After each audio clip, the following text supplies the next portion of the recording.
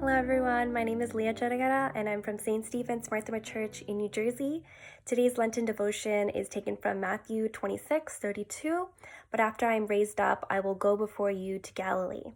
In this passage, we are seeing Jesus after the Lord's Supper.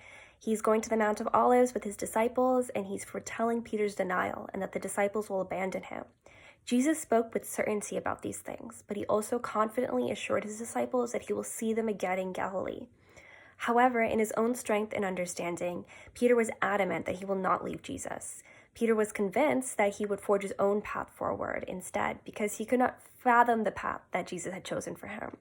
The reason Peter and the other disciples failed in their conviction is because they were not truly ready to trust and follow Jesus on the terms that he had set, which was through his arrest, through his death, and through his resurrection.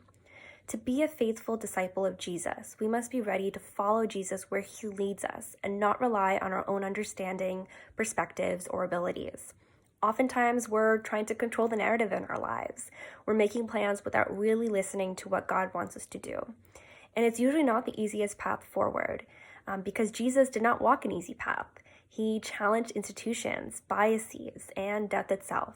And so the question comes, are we ready to do the same? Sometimes we let fear, pride, or selfishness stop us from pursuing the Lord's will. Jesus said that we must deny ourselves and take up the cross. And so in this Lenten season, we are taking this time to reflect on what Jesus is telling us to do, to let go of in this life. It could be hurt, it could be anger, it could be certain comforts that we're clinging onto. And we're being told to let go of those things so that our hearts are more open and receptive so that we can go where Christ wants to lead us. We don't always make the right choices, and so we're reminded in this passage as well of God's grace for us sinners. Jesus acknowledged his disciples' shortcomings as he knows ours, and is still ready to be that shepherd that we need to go before us so that we may follow.